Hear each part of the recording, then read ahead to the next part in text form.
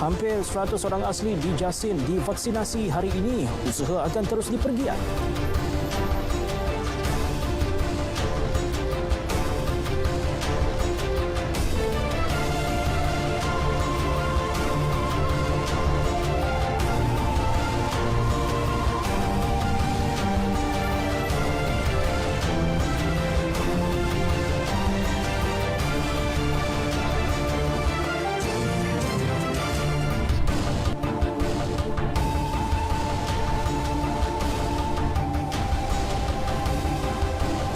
Selamat dan salam sejahtera. Berita wilayah 25 Jun 2021. Kami berwajah baharu sempena ulang tahun pertama saluran berita RTM dan saya, Raydrin Robin.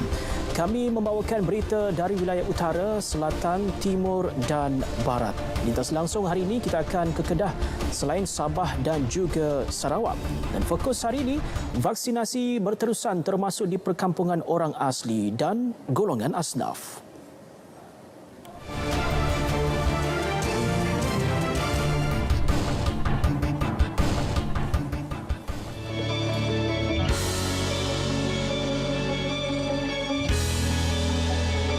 Selamat menyambut ulang tahun pertama saluran berita RTM. Semoga saluran berita RTM akan menjadi saluran yang lebih ramai ditonton, menjadi saluran yang lebih dipercayai dan kita dapat menyediakan lebih banyak info bermanfaat kepada audiens. Selamat ulang tahun yang pertama buat saluran berita RTM. Semoga terus sukses. Setahun bersama saluran berita RTM, melangkah ke hadapan, bersama kita menang. Selamat hari ulang tahun pertama kepada saluran berita RTM. Semoga terus maju dan unggul sebagai wadah penyampai maklumat dan informasi yang sahih dan dipercayai. Selamat menyambut ulang tahun pertama pada saluran berita RTM. Semoga terus sukses dalam menyampaikan wadah berita kepada rakyat Malaysia. Selamat ulang tahun pertama berita RTM. Saya bangga menjadi warga RTM. Selamat ulang tahun pertama saluran berita RTM. Teguh kita menang bersama. Selamat ulang tahun yang pertama buat saluran berita RTM. Semoga terus menjadi saluran berita yang menjadi pilihan rakyat Malaysia dan terus menyalurkan informasi yang sahih dan tepat.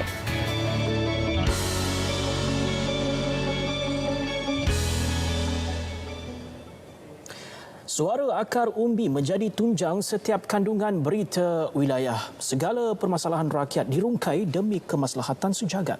Berita wilayah terus menerajui hala tujunya dengan pendekatan malar segar, kekal relevan seiring peredaran waktu dan zaman. Atika Ismail menyingkap awal penubuhannya. Assalamualaikum dan selamat petang bersama saya Suryani Abdul Rahman dalam Warta Negeri. Assalamualaikum dan salam satu Malaysia. Ini N5 Jumaat 5 Mei bersama saya Miza Usni Muhammad. Assalamualaikum dan salam sejahtera. Berita wilayah edisi Rabu 23 Jun 2021 bersama saya Alif Ashraf Kamano dan rakan jurubahasa isyarat Tan Libi.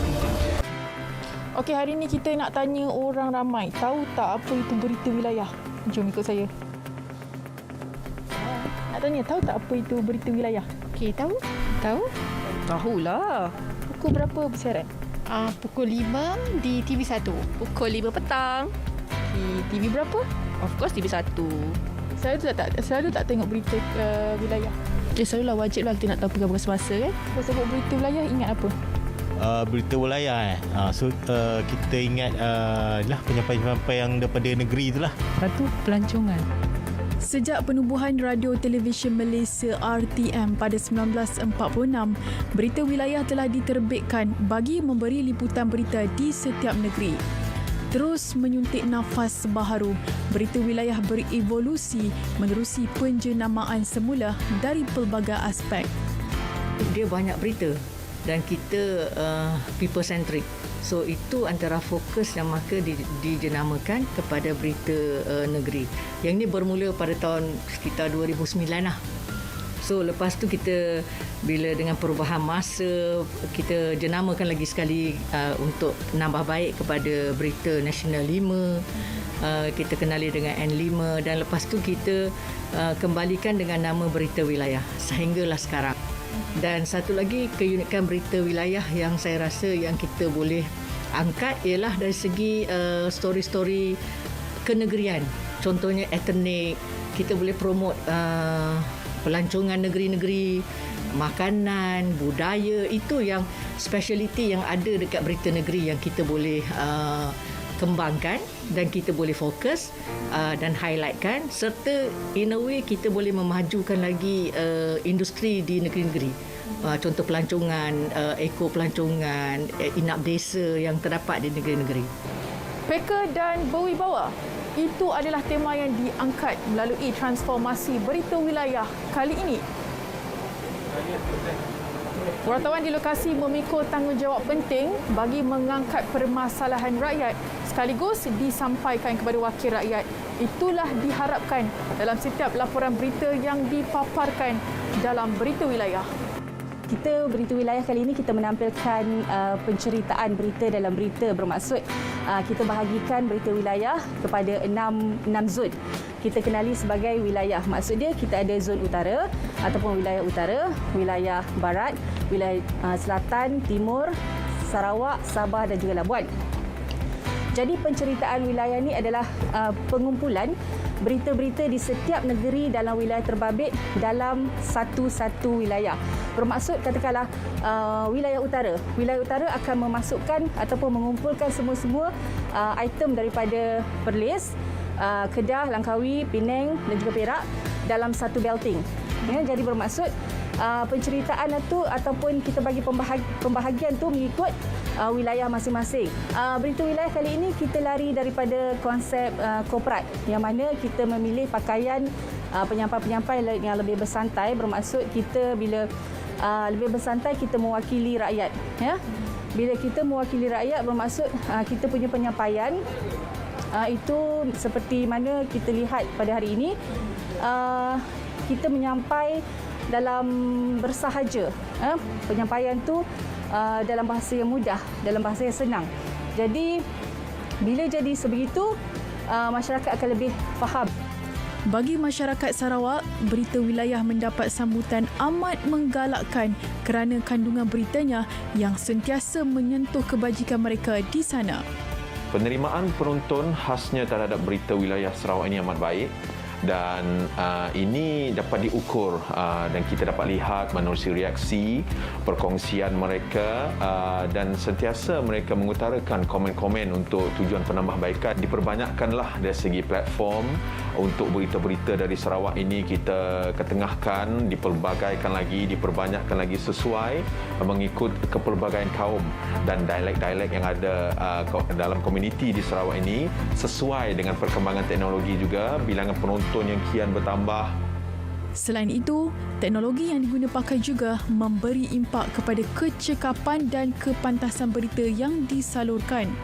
Kita telah menggunakan sistem pemberitaan yang baru, nama dia kita kenal sebagai Octopus version 8 di mana sistem ini membolehkan teks ataupun video dan audio untuk radio berintegrasi boleh diintegrasi Jadi dengan version dengan menggunakan sistem yang baru ini, pemberitaan yang baru, jadi semua petugas, reporter, editor semua ni dia boleh memudahkan cara untuk menggunakan ketiga-tiga teks, video dan audio untuk untuk membuat cerita, bahan-bahan dapat orang kata transform bahan Kini, selari dengan peredaran zaman dan kepantasan maklumat serta sumber informasi, Berita Wilayah RTM sekali lagi mengorak langkah dengan nafas baharu dari segenap aspek, ditunjangi stesen-stesen dari 13 buah negeri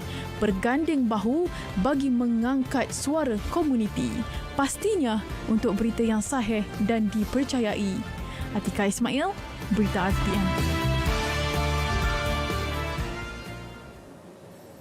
Setahun kewujudannya, saluran berita RTM terus memainkan peranan tersendiri dalam membantu memerangi COVID-19. Sebagai jentera strategi komunikasi dalam menangkis penularan berita palsu berkaitan pandemik, pelbagai maklumat dan gagasan kerajaan terus disalur termasuk usaha terkini mengenai perkembangan program imunisasi kebangsaan dan pelan pemulihan negara. Sejajar dan juga selaras peranan itu, Menteri Komunikasi dan Multimedia Datuk Saifuddin Abdullah yakin saluran berita RTM akan terus menjadi wadah pilihan utama rakyat untuk mendapatkan maklumat komprehensif berhubung COVID-19. RTM menjadi saluran rasmi bagi kerajaan untuk kita menyampaikan semua berita, liputan dan apa saja yang bersesuaian dengan COVID-19, termasuk berita ekonomi dan hari ini pula berita tentang program vaksinasi. Jadi memang tumpuan itu tertuju kepada RTM, khususnya untuk saluran berita RTM. Dan sebagainya. Bersiaran secara dalam talian menerusi slot Selamat Pagi Malaysia, beliau mengucapkan terima kasih kepada seluruh tenaga kerja RTM yang sentiasa bersedia melaporkan maklumat sahih dan terkini dari seluruh pelosok negara. Seluruh negara dan setengah-setengah negeri itu bukan saja di ibu negeri tetapi juga di tempat-tempat yang lain. Jadi rantaian atau jaringan wartawan kita di bawah itu yang membolehkan kita membawa berita yang semasa dengan orang kita sendiri yang membawakannya. Jadi saluran berita RTM dilancarkan pada 25 Jun 2020 dan boleh diikuti menerusi platform My Freeview saluran 1, 2, 3. Perasaan takut disuntik sehingga tidak mahu mengambil vaksin berubah setelah melihat rakan-rakan lain kekal tenang selepas disuntik vaksin COVID-19. Perasaan itu dikongsi seorang penerima vaksin dari kampung orang asli Bukit Putus Selandar, Tok Batin Apen, anak Siang Sin, 70 tahun yang pada awalnya mengakui amat bimbang jika suntikan vaksin memberi kesan kepada kesihatannya. Tok Batin Apen antara 98 masyarakat orang asli yang menerima suntikan vaksin hari ini diadakan di Kampung Lubuk, Bandung, Jasin. Jelasnya perasaan takut berubah selepas seorang demi seorang rakannya bangun dan masuk ke Dewan Pemberian Vaksin. Apen yang menghidap darah tinggi juga tidak mengalami sebarang rasa tidak selesa selepas menerima suntikan dan menasihatkan orang ramai termasuk komuniti orang asli agar segera mendaftar bagi mendapatkan vaksin COVID-19. Saya dah beritahu dia orang tapi dia orang masih lagi mungkin belum faham ke apa. Saya pun tak tahulah dengan cara dia orang tu. Jangan takutlah, ambillah vaksin untuk keselamatan diri kita sendiri. Itu je lah. Menurut Pengarah Jabatan Kemajuan Orang Asli Negeri Sembilan dan Melaka, Syahrini Idris, sebuah PPV bergerak akan diwujudkan bagi memudahkan suntikan vaksin kepada komuniti orang asli. Baru bermula pada hari ini di Kampung Lubuk Bandung dan mengikut rekod ataupun data kami daripada 2,053 orang-orang asli, mereka yang layak untuk menerima suntikan vaksin ada 1,176 orang dan kami mengharapkan 1,176 orang ini dapat diberi vaksin sehingga ataupun penghujung bulan Julai nanti.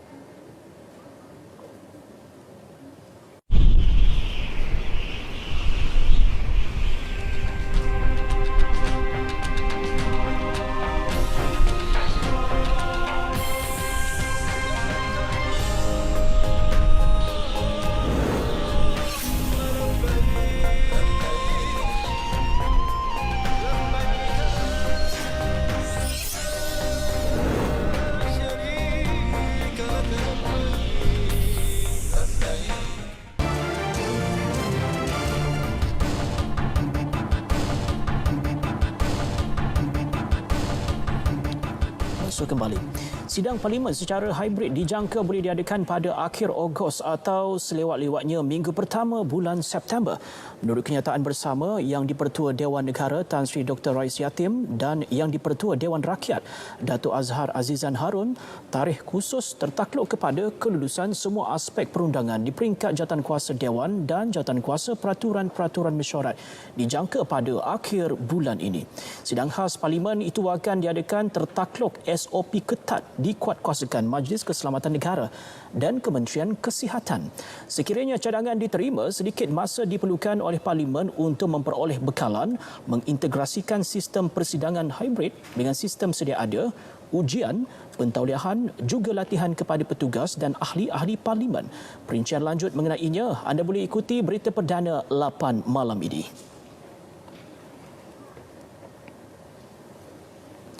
Di Terengganu, sidang DUN dijangka akan dimulakan dalam masa terdekat, namun kerajaan negeri masih menantikan makluman balas Majlis Keselamatan Negara MKN serta pandangan Kementerian Kesihatan. Menurut Menteri Besar Datuk Seri Dr. Ahmad Samsuri, pihaknya akan mencari kaedah terbaik bagi pelaksanaan sidang itu, termasuklah menggunakan kaedah hybrid. Kita masih lagi tunggu makluman daripada Majlis Keselamatan Negara dan Kementerian Kesihatan tentang kaedah pelaksanaan sidang DUN dalam suasana sebegini. Jadi bila kita dah dapat kepastian, baru kita bincang untuk cari tarikh yang sesuai. Dalam waktu terdekat ini insya-Allah. Beliau yang melawat PPV Kuala Berang menjelaskan sembah maklum berhubung tarikh cadangan sidang DUN kepada Sultan Terengganu, Sultan Mizan Zainal Abidin akan dibuat selepas selesai perbincangan.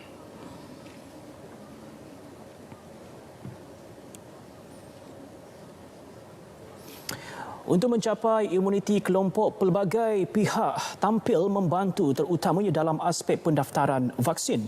Seperti apa yang berlaku di Kota Baru, Kelab Kebajikan Asnaf Kelantan KKAK turut membantu golongan asnaf mendaftar melalui aplikasi MySejahtera. Kempen mendaftar suntikan vaksin itu bermula sejak 6 Jun lalu. Wartawan Amirul Hafiz Rosli mendapatkan badan berkenaan. Amirul. Baik, terima kasih rakan setugas di Angkasa Puri. Assalamualaikum dan salam sejahtera. Sekarang ini saya berada di Kelab Kebajikan Asnaf Kelantan di Kota Baru untuk program daftar vaksinasi COVID-19 Kelab Kebajikan Asnaf Kelantan. Dan untuk program ini bermula 6 Jun lagi. Dan mendapat sambutan baik daripada warga asnaf sekitar Kota Baru. Dan untuk perinciannya kita bersama dengan pengasas Kelab Kebajikan Asnaf Kelantan iaitu IR Mio Syamshir, Mio Zulkifli Auni. Apa khabar tuan? Baik, alhamdulillah. Okey, terima kasih kerana sudi untuk bersama kami untuk hari ini. Dan boleh tuan ceritakan sikit berkenaan dengan program ini. Okey, program ini adalah program inisiatif kita sendiri untuk membantu pihak kerajaan untuk mencapai imuniti kelompok. Program ini dimulakan pada 6 Jun lagi dan setakat hari ini kita telah mendaftar lebih 500 warga asnaf berserta dengan keluarga mereka. Jadi program ini kita buat setiap hari daripada pukul 4 petang hingga 5 petang dan kehadiran pada setiap hari itu antara 20 hingga 30 orang. Dan selain daripada pendaftaran ataupun semakan vaksinasi, kita juga mengadakan juadah makan tengah hari kepada mereka. Juadah makan tengah hari ini adalah sumbangan daripada penyumbang Kelab Kebajikan Asnaf Kelantan. Okey, boleh tuan bagi sasaranlah Kelab Kebajikan Asnaf ni untuk program ini. Okey, warga asnaf yang berdaftar dengan kelab ada lebih kurang 800 keluarga. Merangkumi lebih kurang 4,000 lebih orang isi keluarga. Jadi kita mensasarkan supaya kita memastikan setiap ahli yang berdaftar di sini menyemak ataupun mendaftar untuk vaksinasi. Dan setakat hari ini kita telah mendaftar lebih daripada 1,500 isi keluarga. Dan insya-Allah kita akan sambung program ini pada setiap hari sehinggalah semua ahli kelab yang berdaftar ni berdaftar untuk vaksinasi. Okey, mungkin ada harapan daripada tuan sendiri untuk program ini. Harapan saya nombor satunya kalau boleh kita nak menang dalam peperangan fitnah berkenaan dengan vaksinasi. Sebabnya kita tengok daripada apa yang kita dapatlah pada setiap hari ini, warga asnaf ni mereka terpedaya dengan dakyah-dakyah ataupun cerita-cerita dongeng berkenaan dengan kesan akibat vaksinasi. Namun alhamdulillah setelah kita buat program kesedaran begini dan testimoni daripada warga kelab asnaf yang telah mengambil vaksinasi, kesedaran itu meningkat. Jadi saya menyerulah badan-badan NGO lain ataupun pihak kerajaan sendiri melaksanakan inisiatif sebegini dalam komuniti supaya kita boleh mencapai imuniti kelompok itu dengan sesegera mungkin. Okey, pesanan kepada masyarakat yang liat untuk menerima vaksin ini. Okey, pesanan saya satu saja. Sebolehnya kita sedar bahawasanya pandemik COVID-19 ini adalah sesuatu yang nyata dan ia sedang mengganggu gugat kehidupan kita.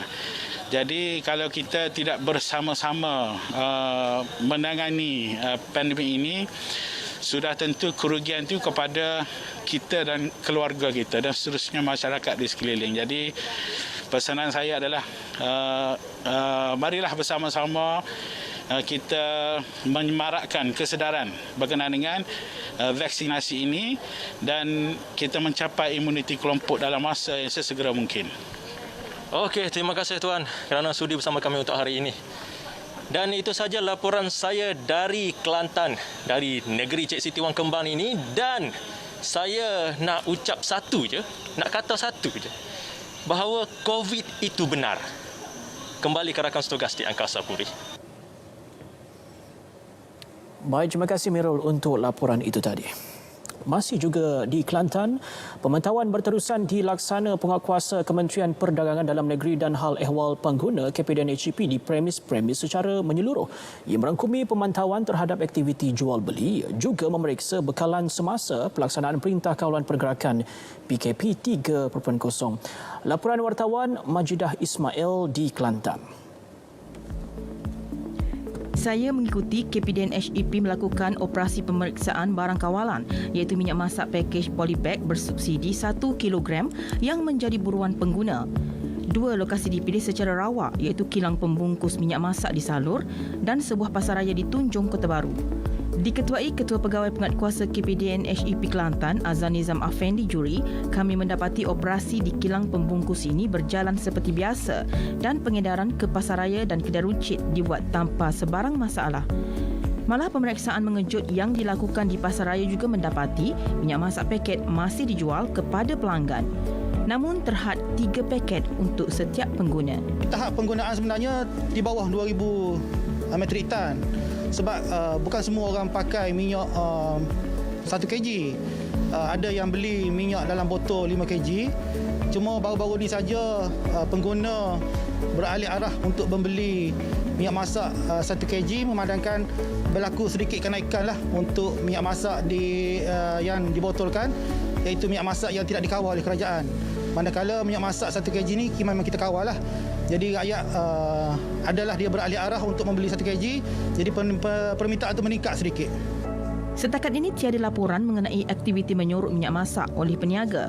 Malah jika ada, tindakan tegas akan diambil terhadap mereka di bawah perundangan KPDN HEP. Peniaga turut diingatkan agar tidak memanipulasi harga ketika beberapa barangan mendapat permintaan tinggi.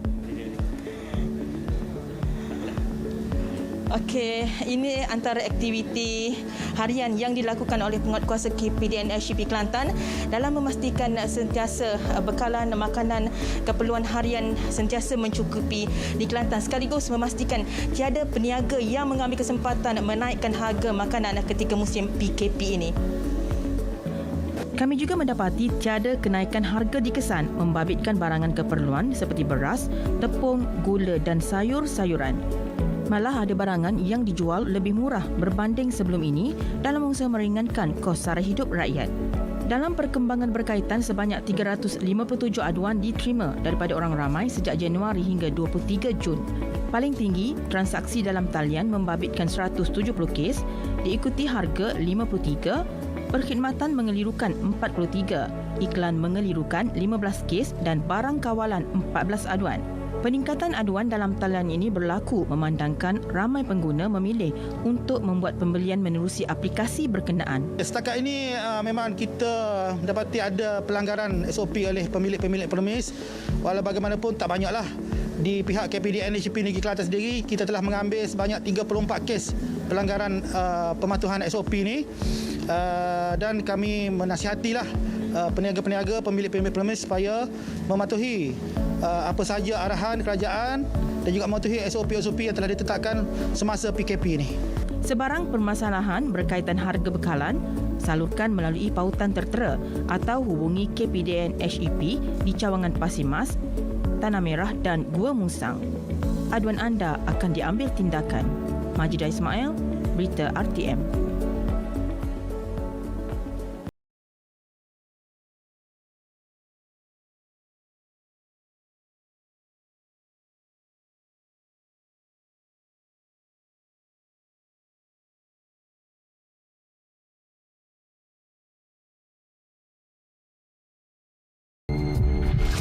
Selamat pagi, kita ambil suhu kan?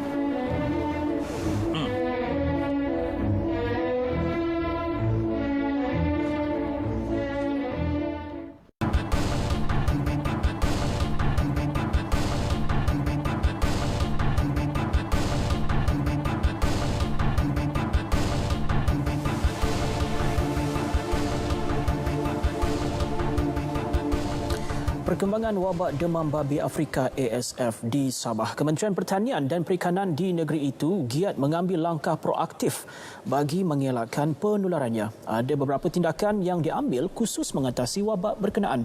Kita dapatkan butirannya dari RTM Kota Kinabalu bersama dengan Inisia Daulus. Inisia. Ya, tepat sekali Redwin. Butirannya, Kementerian Pertanian dan Perikanan akan terus mengambil langkah proaktif mengekang penularan wabak demam babi Afrika ASF susulan Keningau menjadi daerah ke-12 di isytihar kawasan wabak berkenaan. Menteri Pertanian dan Perikanan Datuk Seri Panglima Dr. Jeffrey Kitingan berkata antara langkah diambil membekukan lesen pemburuan selama 60 hari, memusnahkan ternakan babi dijangkiti dan kempen kesedaran. Usaha juga dijalankan Jabatan Hidupan Liar untuk mengekang serta mencegah virus berkenaan agar tidak menjangkiti ternakan lain di kawasan wabak tersebut. Ini penyakit tidak ada vaksin, tidak ada ubat. Jadi kita terpaksa memastikan dia tidak merebak. Dan inilah tindakan yang perlu kita buat. Datuk Jeffrey ditemui pemberita RTM di Tambunan. Tambah beliau di Keningau sebanyak 1,000 ekor babi yang dijangkiti virus ASF akan dimusnahkan sejak virus tersebut dikesan merebak ke daerah berkenaan Rabu lalu. Sebelum ini wabak ini dikesan di Nabawan. Sekatan jalan raya SGR di seluruh Sabah terus diperhebat bagi memastikan masyarakat terus mematuhi SOP. Semalam sejumlah 147 SGR dilaksana melibatkan pemeriksaan 74,114 kenderaan. Kita bersama wartawan Sharifah Munazra Sarip yang kini meninjau SGR 3 km 25 Jalan Tuaran Kota Belud. Silakan Mun. Baik, terima kasih Anne. Assalamualaikum dan salam sejahtera. Saudara, ketika ini lintas langsung sekatan jalan raya di kilometer 25 Jalan Tuaran, iaitu jalan dari Kota Kinabalu menghubungkan ke pantai timur, dan dianggarkan di SGR 3 kilometer 25 Tuaran ini setiap hari jumlah kenderaan yang melaluinya adalah sebanyak 3,000 hingga 3,500 setiap hari, dan ianya bukanlah sesuatu ataupun jumlah yang begitu hebat untuk barisan hadapan kita melaksanakan tugas dan tanggungjawab mereka dalam memastikan penularan COVID-19 ini dapat kita landaikan. Dan untuk bercakap lebih lanjut berkenaan dengan perjalanan SGR di kilometer 25 Jalan Tuaran ini, bersama dengan saya pada petang ini DSP Muhammad Hamizi bin Halim, Ketua Polis Daerah Tuaran. Baik Tuan, boleh ceritakan sikit mengenai perjalanan SGR sepanjang Perintah Kawalan 3.0 di kilometer 25 ini? Okey, sekatan jalan raya ini adalah menghubungkan antara pantai barat dengan pantai timur dan juga pantai barat utara, di mana memang semua sedia maklum bahawasanya ini adalah laluan utama dan memang kenderaan-kenderaan banyak setiap hari. Jadi untuk itu di sini kita memantapkan lagi kita punya penugasan dengan kita berkolaborasi dengan Ibu Pejabat Polis Daerah Kota Kinabalu juga di sini, dan kita untuk memastikan bahawasanya semua pengguna jalan raya yang melalui sekatan jalan raya ini mematuhi SOP yang ditetapkan, terutama sekali mereka hendaklah mendapatkan kebenaran-kebenaran yang sah untuk merentas daerah. Baik Tuan, sepanjang SGR ini dilaksanakan, berapa jumlah kendaraan yang diarahkan berpatah balik atau mungkin ada yang melanggar SOP yang ditetapkan? Okey, sehingga kini kita dapati pada awalnya memang tidak dinafikan ada kekeliruan sikit dari segi SOP apa semua. Namun demikian, kita secara profesional mengambil tindakan untuk memberi amaran kepada mereka yang melakukan apa-apa jua kesalahan SOP. Namun walau bagaimanapun setelah pelbagai amaran yang kita bagi, masih ada lagi yang mereka ingkar SOP tersebut dan kita telah mengarahkan berpatah balik dan ada di kalangan mereka juga kita keluarkan kompaun untuk memastikan bahawasanya perkara ini tidak berulang dan mereka faham tentang SOP apa yang sepatutnya mereka perlu buat. Baik Tuan, jadi nasihat Tuan kepada masyarakat kerana kita faham SGR ini juga salah satu usaha yang boleh membantu kerajaan untuk melandaikan COVID-19 ini. Saya di sini ambil kesempatan untuk menasihatkan kepada semua orang awam bahawasanya patuhilah SOP yang dikeluarkan oleh pihak kerajaan. Hormatilah kami di frontliner ini kerana usaha sama dan kerjasama yang erat antara pasukan frontliner dengan orang awam inilah dapat membantu kerajaan untuk melandaikan COVID-19 ini. Baik, terima kasih. Itu dia saudara, kita bersama dengan Ketua Polis Daerah Tuaran, DSP Muhammad Hamizi bin Halim. Jadi apapun, teruskan mematuhi prosedur operasi standard, teruskan bersama dengan saluran berita RTM. Saya Sarifah Munazah Sarip, kembali bersama dengan N di studio. Silakan N. Baik, kita ke berita seterusnya. Terima kasih dan syukur. Demikian dizahirkan penduduk yang datang untuk mendapatkan suntikan vaksin COVID-19 di Pusat Pemberian Vaksin PPV Dewan Masyarakat Sipitang. Antaranya Maslinah Rahmansyah, 23 tahun yang merupakan orang kurang upaya OKU yang bergerak menggunakan kerusi roda. Maslinah ditemani seorang rakan dibantu para petugas untuk masuk ke ruang pendaftaran sebaik tiba di PPV berkenaan. Beliau kelihatan tenang dan lega mendapat vaksinasi. Untuk kebaikan diri lah, lebih baik vaksin lah. Macam tu, anda tahu lagi. Lebih baik macam tu lah. Lepas ambil dos pertama, okey je. Semua okey. Tidak ada. Penduduk yang hadir ke PPV berkenaan datang dari sekitar Sipitang berkongsi rasa tanggungjawab untuk membantu menjayakan usaha imunisasi dijalankan kerajaan. Saya ni yang sebenarnya umur saya 62 tahun. Tapi sebenarnya saya tidak takut divaksin. Malahan saya mau untuk divaksin sebab saya takut tu penyakit kan, itu COVID. Saya paling takut lah itu penyakit. Saya rasa kita kena ambil vaksin ni untuk menyelamatkan diri kita, keluarga kita dan juga kita sekarang nak menyelamatkan negara kita. Sebab kita sekarang ni ke arah yang membimbangkan sekarang. Kalau bagi saya lagi macam rasa excited lah mau ambil vaksin, tapi dia tahu kenapa ramai rakyat yang macam takut mau ambil vaksin kan begitu. Tapi sebenarnya okey je. Ya, tapi kalau bagi saya galakkan untuk rakyat ambil vaksin lah. Turut hadir meninjau operasi PPV berkenaan Menteri Pembangunan Masyarakat dan Kesejahteraan Rakyat Sabah, Insinyur Syahilmi Yahya yang menggesa penduduk luar bandar agar mengambil peluang mendapatkan vaksinasi, termasuk melalui program outreach di seluruh negeri. Kita difahamkan bahawa program outreach ini akan diteruskan lagi ke kawasan-kawasan terpencil di negeri Sabah agar 80% penduduk negeri Sabah ini akan dapat menerima vaksin dan kita mencapai imuniti kelompok. PPV Dewan Sipitang berkapasiti 250 suntikan vaksin sehari mendapat sambutan baik penduduk setempat yang tampil untuk menyemak senarai daftar vaksinasi selain yang datang secara terus atau walk-in.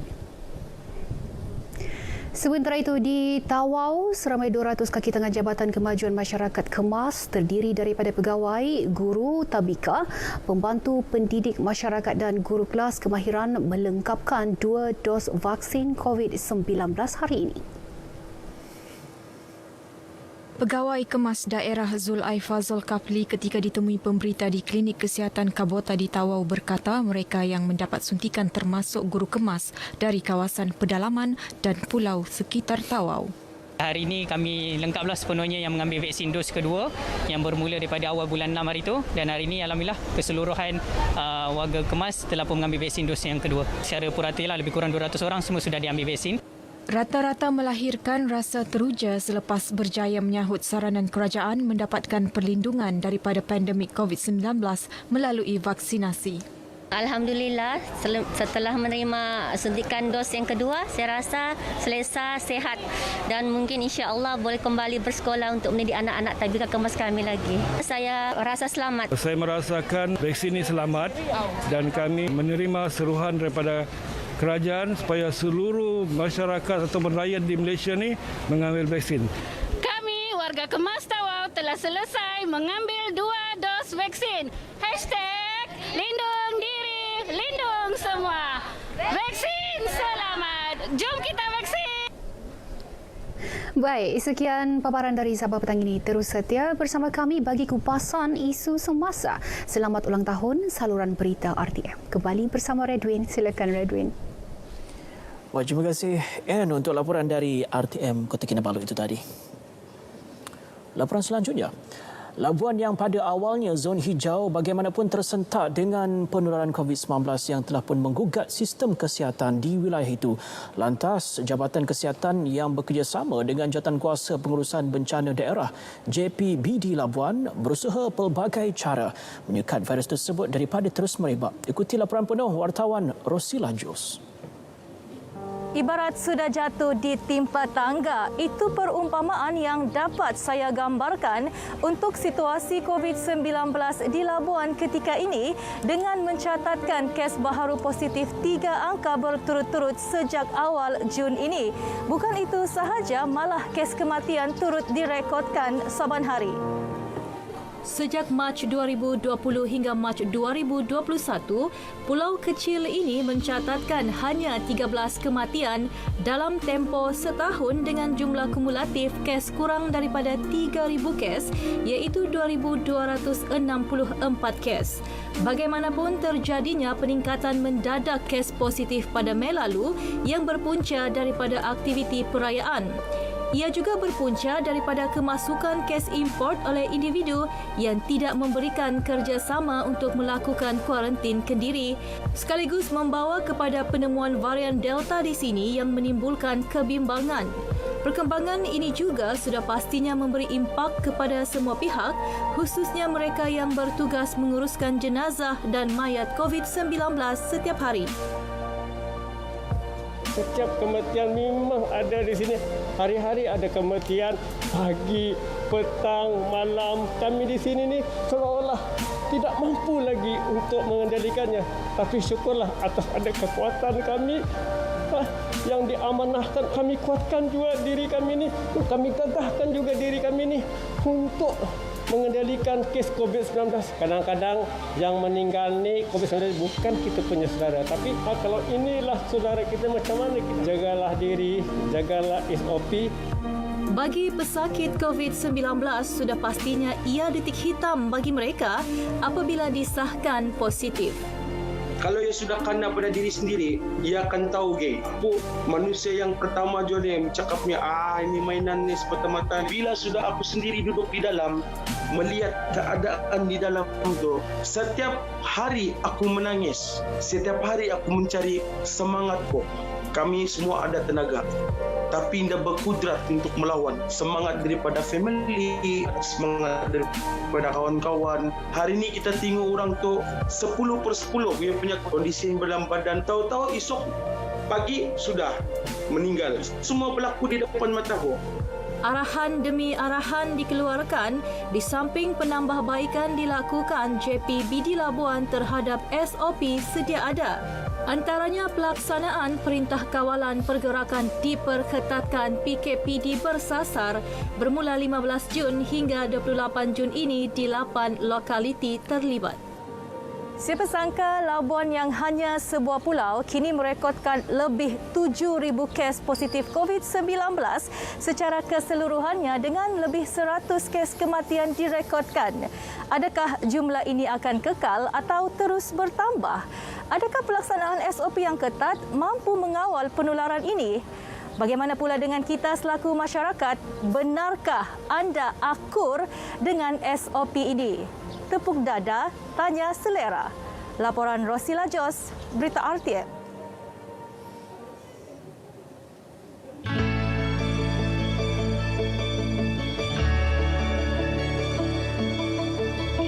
Selamat ulang tahun pertama buat saluran berita RTM. Tahniah buat seluruh warga kerja RTM. Buat anda di luar sana, terus setia bersama saluran berita RTM bagi mengikuti informasi yang sahih berkenaan COVID-19. Sama-sama kita putuskan rantaian dan menang bersama bagi memerangi COVID-19. Dapatkan informasi yang sahih dan benar hanya di saluran berita RTM.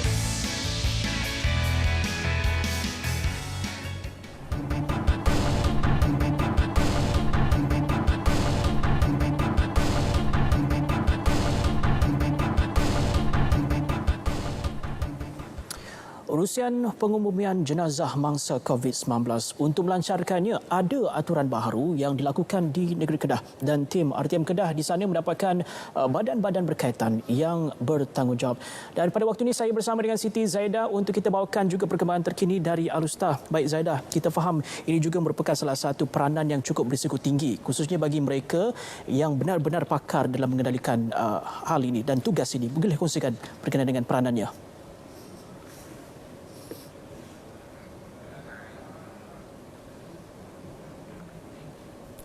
Ya, Redwin. Kini Angkatan Pertahanan Awam APM Kedah mengambil tanggungjawab bagi urusan pengebumian jenazah mangsa COVID-19 dengan kerjasama Jabatan Kesihatan Negeri Kedah dan Jawatankuasa Pengurusan Bencana Negeri Kedah. Bermula 23 Mei lalu ditubuhkan 2 tim yang terdiri daripada 12 orang termasuk 2 sukarelawan dalam kalangan para guru. Wartawan Rusiah Abdul Hamid punyai butirannya. Menguruskan jenazah masa COVID-19 banyak cabarannya. Ia termasuk terpaksa memakai PPE yang lengkap oleh petugas-petugas termasuk daripada APM dan agensi-agensi lain seperti KKM. Ini bagi memastikan keselamatan para petugas. Selain itu, mereka akan mensanitasikan tanah perkuburan sebelum meninggalkannya. Selepas mendapat arahan daripada unit forensik Hospital Sultanah Bayak JSB, pegawai APM terlibat akan diberi taklimat penugasan sebelum bergerak ke lokasi. APM melaksanakan proses pengebumian di 6 daerah setakat ini iaitu Kota Star, Kubang Pasu, Pendang, Ian, Baling dan Padan Terap. Dan melalui garis panduan tersebut, Angkatan Pertahanan Awam telah diamanahkan sebagai penyelia pengurusan pengkebumian jenazah COVID-19 daripada hospital sampailah kepada proses pengkebumian. Itu ada tercatat dalam punca kuasa tersebut. Dan untuk negeri Kedah, arahan ini telah kita dapat pada bulan Februari tahun ini. Pada tahun ini dan mula digerakkan pada 23 Mei apabila mangsa-mangsa COVID ini banyak kematian. Sementara itu, kru pengurusan jenazah APM Kota Star sentiasa siap siaga untuk menerima arahan bagi kerja-kerja pengebumian jika diperlukan. Mereka dilengkapi dengan peralatan wajib seperti set lengkap pakaian pelindungan diri, PPE, membawa cecair pembasmi kuman, tali, tip dan cangkul. Jadi gerak kerja yang pertama, kita setiap pagi kita akan adakan sesi senaman pagi untuk memastikan anggota siap sedia dalam segala kemungkinan yang berlaku. Sebenarnya kalau kita ikut menguruskan jenazah COVID-19 ni lebih selamat berbanding dengan pesakit yang masih hidup, kerana di hospital jenazah telah pun dimasukkan dalam safety bag dan sebagainya. Kita tak buka pun keranda kerana kedudukan jenazah telah disusun oleh pihak hospital. Selain APM, Jabatan Kesihatan dan Jawatankuasa Pengurusan Bencana Negeri turut terlibat dalam pengurusan ini adalah PDRM dan pejabat agama. Laporan Rusiah Abdul Hamid, Berita RTM.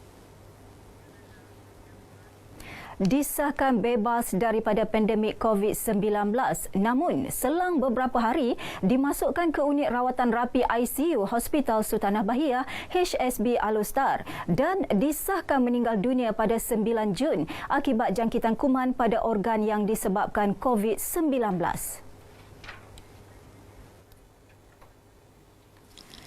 Ia diceritakan anak sulung Allahyarham Muhammad Jasri Osman iaitu Muhammad Azri Husaini. Walaupun berat dugaan yang diterima, mereka sekeluarga reda dengan ketentuan ilahi.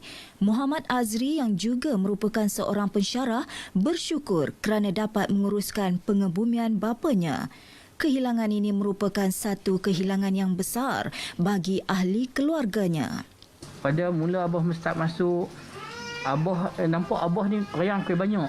Tenaga duk sembang dengan kami, nak bercakap dengan cucu, nak main abang kata video call dengan cucu. Maknanya kami nampak alhamdulillah makin sihat.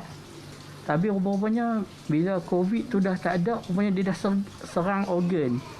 Dia dah dah kacau sistem badan Abah tu. Memang kita tak nampak, tapi bila doktor bagi tahu COVID ni wujud, COVID is real. Cuma benda ni kita tak nampak dan dia kena, mungkin akan ada orang yang sihat, mungkin ada orang yang teruk. Efek dia lain-lain. Bagi mereka, COVID-19 adalah pembunuh dalam diam. Berita RTM masih kekal relevan dan mempunyai peranan penting dalam menyebarkan maklumat tepat dan sahih. Pada saluran media sosial, paling banyak mendapat tempat. Siaran berita radio dan televisyen kekal penting, terutamanya kepada masyarakat luar bandar. Menurut Menteri Besar Kedah, Muhammad Sanusi Maknor, masyarakat di sini masih ramai yang menonton siaran berita RTM bagi mendapatkan maklumat sahih berbanding sumber lain. Kerajaan negeri berharap berita RTM akan memperbanyakkan maklumat bermanfaat, membawa berita benar dan berkredibiliti untuk membina masyarakat ke arah lebih berinformasi dan berdaya maju. Itu saya mengucapkan tahniah kepada RTM dengan penyampaian dan bentuk berita berwajah baru, dan saya ucap terima kasih juga kepada liputan yang telah dibuat oleh kepada kerajaan negeri dan perkembangan semasa yang berlaku di negeri Kedah. Namun begitu, saya berharap lebih banyak siaran berita ini mengambil kira berita-berita dan peristiwa perkembangan semasa di Kedah untuk pengetahuan orang ramai. Saya dah baca satu kajian yang dibuat di Kedah. Rakyat negeri Kedah ni lebih bergantung kepada TV untuk mendapat maklumat. Sementara itu, Esko Agama, Pendidikan dan Sumber Manusia, Brigadier Jeneral Bersara Datuk Najmi Ahmad berkata, masyarakat lebih yakin kepada penyampaian berita sahih seperti yang dibawakan RTM. Pertama, saya ucapkan tahniah kepada RTM dalam usaha-usaha untuk membentuk pemikiran masyarakat di mana usaha baru iaitu saluran yang berwajah baru yang bermula pada hari Jumaat ini, insya-Allah. Jadi dalam kesempatan ini saya turut bergembiralah di atas usaha-usaha ini. Karena kita nampak sekarang ni kalau kita tidak membuatkan sesuatu inisiatif baru, maka kita banyakkannya terperangkap dengan budaya dipengaruhi oleh berita-berita yang diambil daripada sumber yang tidak sahih dan sebagainya. Baiklah, laporan itu tadi mengakhiri lintas langsung dari Kedah untuk petang ini. Selamat menyambut ulang tahun pertama saluran berita RTM. Kembali ke Angkasa Puri, silakan. Baik, terima kasih Zaidah untuk laporan itu tadi, dan seperti biasa juga kita bawakan pada anda perkembangan cuaca seluruh negara langsung di Met Malaysia. Kita bersama dengan Atikah Marzia Mukhtar. Silakan Atikah. Assalamualaikum dan salam sejahtera. Kembali bersama Jabatan Meteorologi Malaysia pada petang ini untuk perkembangan cuaca yang terkini. Keadaan angin masih lagi bertiup kencang dari arah baratan dengan kelajuan boleh mencapai sehingga 50 km per jam dan juga ketinggian ombak masih lagi boleh mencecah sehingga 3.5 meter. Oleh itu, Jabatan Meteorologi Malaysia masih lagi mengekalkan amaran angin kencang dan juga laut bergelora kategori pertama melibatkan kawasan perairan yang telah ditandakan dengan warna kuning ini ini dijangka akan berkuat kuasa sehingga 26 Jun ini. Sementara itu, melibatkan kawasan perairan Phuket pula, dijangkakan kawasan perairan ini keadaan angin masih lagi akan bertiup kencang sekurang-kurangnya sehingga 27 Jun ini. Dan sepanjang tempoh amaran ini berkuat kuasa, keadaan perairan ini masih lagi berbahaya untuk semua aktiviti perairan termasuklah bot-bot kecil. Merujuk pada paparan imej satelit semasa, perhatikan kelompok awan aktif ketika ini lebih tertumpu melibatkan bahagian selatan semenanjung Malaysia, juga melibatkan bahagian utara negeri Sarawak, pedalaman dan juga pantai barat negeri Sabah yang menunjukkan gambaran keadaan cuaca lembap yang sedang berlaku di sekitar kawasan yang tersebut. Dan melalui paparan imej kemeradar semasa pula, perhatikan keadaan hujan lebat beserta petir masih lagi sedang berlaku melibatkan bahagian pedalaman negeri Selangor, negeri Sembilan, pedalaman negeri Pahang dan juga negeri Johor. Sementara itu, keadaan kelompok awan hujan melibatkan negeri-negeri di utara semenanjung ini dijangka akan bergerak ke arah pantai timur semenanjung sebelum ianya beransur reda menjelang malam nanti. Bagi negeri Sabah dan juga Sarawak pula, keadaan cuaca lembap ketika ini hanyalah tertumpu melibatkan bahagian utara negeri Sarawak serta melibatkan bahagian pedalaman dan juga pantai barat negeri Sabah yang dijangkakan akan beransur reda menjelang awal malam nanti. Baik, ini sahaja ramalan cuaca yang dapat saya kongsikan pada petang ini. Untuk mendapatkan maklumat cuaca yang lebih terperinci, anda boleh layari laman sesawang kami di www.met.gov.my atau menerusi laman sosial media kami seperti yang telah tertera di sini. Sekian dahulu dari Jabatan Meteorologi Malaysia, saya Atikah Marziah. Assalamualaikum dan salam sejahtera.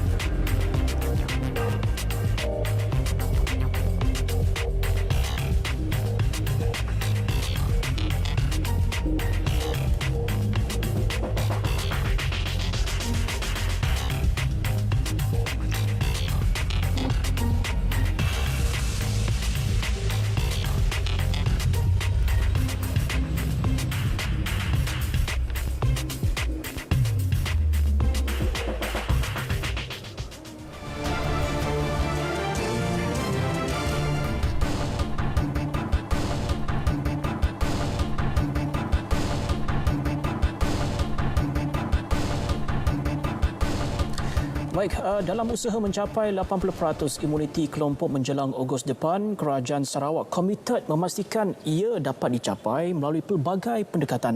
Dan langsung untuk berita dari Sarawak hari ini, kita bersama dengan Vanessa Mering. Baik, V, kita tahu bahawa rakyat mahukan maklumat terbaru, begitu juga dengan Kerajaan Negeri Sarawak melalui platform berita wilayah seperti ini. Boleh juga nyatakan bagaimana peranan yang dilakukan oleh pihak berkuasa di Sarawak, V? Baik, Redin, terkini inisiatif kerajaan melaksanakan suntikan vaksin COVID-19 di tempat kerja untuk pekerja sektor perkilangan di Sarawak yang masih belum menerima suntikan.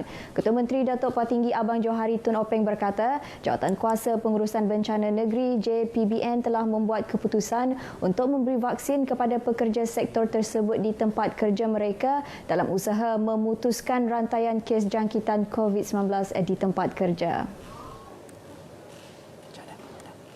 Kita hendak menyelesaikan masalah di tempat kerja. Kerana di antara bulan Mei, 29 Mei hingga 24 Jun tahun ini, kita mempunyai melihat 25 kluster dari tempat kerja. 25 new clusters in workplaces. Dan ia telah melibatkan 1,765 cases. Setakat ini terdapat 264 syarikat perkilangan beroperasi di Sarawak dengan bilangan pekerja seramai 46,888 orang. Datuk Patinggi Abang Johari ditemui media selepas melakukan lawatan ke pusat pemberian vaksin PPV Industri di sebuah syarikat perkilangan Lonji Kuching Sdn Bhd di Taman Teknologi Tinggi Samajaya Kuching. Ketika ini terdapat 12,600 pekerja bekerja dengan pelbagai syarikat perkilangan di Taman Teknologi Tinggi Samajaya.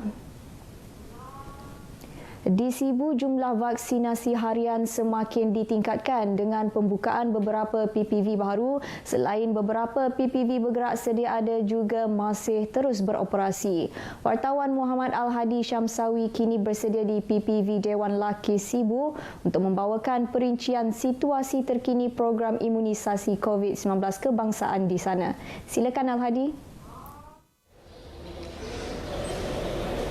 Terima kasih rakan penyampai di studio RTM Kuching. Assalamualaikum, salam sejahtera. Setakat semalam, lebih 116,000 penduduk di sekitar bahagian Sibu ini telah pun menerima sekurang-kurangnya dos pertama vaksin COVID-19 mereka. Dan hari ini kami berada di Pusat Pemberian Vaksin Dewan Laki Sibu untuk melihat sendiri proses vaksinasi yang sedang berjalan di Dewan Laki ini. Hari ini kami bersama dengan Dr. Anwar Pai yang merupakan penyelaras Jawatankuasa Pengurusan Bencana. Jadi Doktor, PPV di Dewan Laki sini masuk hari ketiga operasi hari ini. Setakat ini berapa ramai yang sudah divaksin di PPV Dewan Laki sini? Inilah hari yang ketiga kita beroperasi. Selepas 2 hari semalam, kita telah dapat memberi vaksin kepada hampir 1,000 penduduk di sekitar masjid ini. Dan saya bersyukur kerana dia berjalan dengan begitu lancar dan tidak ada masalah yang besar untuk kita menghabiskan seterusnya. Jadi Doktor, selain PPV di Dewan Laki dan PPV statik yang ada di sekitar bahagian Sibu ini, apa lagi strategi yang sudah dan akan dilaksanakan untuk meningkatkan jumlah pemberian vaksin di bahagian Sibu ini? Untuk bahagian Sibu termasuknya kawasan Dun Nangka, saya telah menjalankan suatu program yang kita namakan PPV bergerak di kawasan-kawasan rumah panjang, di mana semalam kita telah tamat di 4 lokasi, di mana hampir 2,020 di kalangan penduduk rumah panjang telah kita beri vaksin untuk dos pertama kepada seluruh jawatan kuasa dan kaki tangan rumah-rumah ibadah di Sibu untuk divaksinkan di pusat PPV di Dewan Lakis di Masjid An-Nur ini. Dan kita akan mulakan program tersebut pada pukul 5 petang ini sehingga malam dan akan dilanjutkan pada keesokan harinya. Kita akan menyediakan 2 ambulans untuk membawa pesakit terlantar kronik di sekitar kampung untuk dibawa ke pusat ini untuk diberi vaksin jika mereka berkendakkan transport. Selain daripada itu juga kita akan menjalankan program di mana pelajar-pelajar yang akan balik untuk ke universiti ataupun ke college masing-masing untuk memastikan mereka mendapatkan vaksin ini. Jadi terima kasih kerana bersama kami untuk petang ini Doktor. Jadi sekian sahaja lintas langsung kami dari PPV Dewan Lakis di persekitaran Masjid An-Nur Sibu ini. Lindung diri, lindung semua bagi mereka yang sudah pun mendapat temujanji untuk menerima vaksin. Pastikan tidak datang terlalu awal, mungkin boleh datang sekitar 30 minit sebelum masa temujanji anda agar tidak berlakunya kesesakan di PPV tempat anda menerima vaksin itu nanti. Sekian sahaja laporan saya, kembali bersama rakan penyampai di studio RTM Kuching. Silakan. Ya, terima kasih Al-Hadi. Seterusnya, Kementerian Perdagangan Dalam Negeri dan Hal Ehwal Pengguna KPDN HEP Sarawak terus melakukan operasi pemantauan di premis-premis perniagaan yang dibenarkan dibuka dalam tempoh Perintah Kawalan Pergerakan PKP ini. Perinciannya kita langsung bersama wartawan Monica Geri dari Pejabat KPDN HEP Sarawak. Silakan Monica. Terima kasih Vanessa di studio berita RTM Kuching. Seperti yang kita sedia maklum, walaupun dalam tempoh Perintah Kawalan Pergerakan PKP yang dilaksanakan di Sarawak, namun beberapa sektor dibenarkan beroperasi bagi memenuhi keperluan rakyat. Jadi bersama saya ketika ini iaitu Pengarah KPDN HEP Negeri Sarawak, Datuk Stanley Tan, bagi memperincikan mengenai pematuhan SOP bagi sektor perniagaan di negeri ini. Selamat petang Datuk. petang dan salam sejahtera. Terima kasih. Okay. Baik Datuk, boleh kongsikan apakah peranan KPDNHP dalam pelaksanaan Akta Pencegahan dan Pengawalan Penyakit Berjangkit 1988 atau yang di bawah Akta 342? Untuk makluman ya,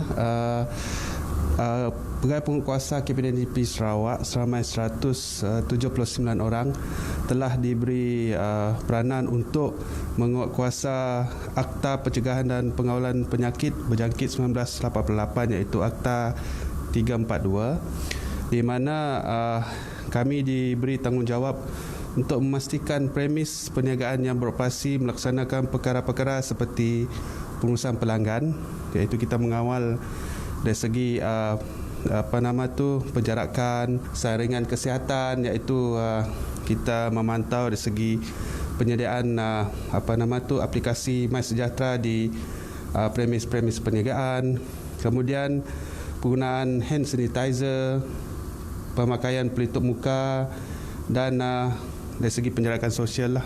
Jadi bagaimana pula langkah-langkah yang diambil oleh pihak KPDNHP dalam memastikan keperluan barangan asas terutamanya penduduk di luar bandar dalam tempoh PKP ini mencukupi? Ya, dalam masa yang sama juga kami semasa membuat pemantauan di peringkat penghilangan, pemborong, peruncitan, kami juga cuba memastikanlah ya barangan-barangan 12 item-item yang penting iaitu seperti beras, tepung, gula, minyak masak, sayur-sayuran, ayam dan sebagainya dalam keadaan yang mencukupi di Sarawak. Ya. Okay. Akhir sekali saranan Datuk kepada pengguna dan juga peniaga di luar sana untuk mematuhi SOP yang ditetapkan. Untuk maklumanlah, kami berharap supaya pengguna-pengguna mematuhi SOP dan yang paling penting juga dari segi pembelian barangan, janganlah membeli barangan secara berlebihan lah. Dan kepada peniaga-peniaga supaya mematuhi SOP ataupun semua arahan-arahan yang telah disediakan oleh kerajaan.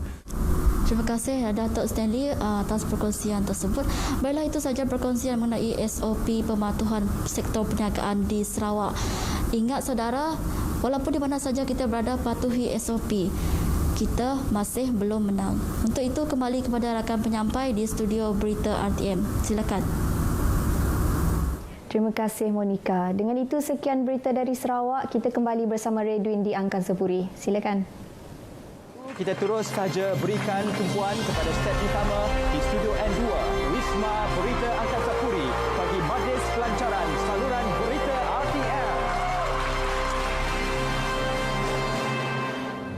25 Jun 2020 sehingga kini setahun bersiaran 24 jam sehari, bersiaran dalam definisi tinggi tanpa henti, menyampaikan berita dan informasi sahih dari dalam dan luar negeri. Terima kasih kerana terus bersama kami. Sokongan anda amat kami hargai. Selamat menyambut hari ulang tahun pertama saluran berita RTM yang sahih hanya di RTM.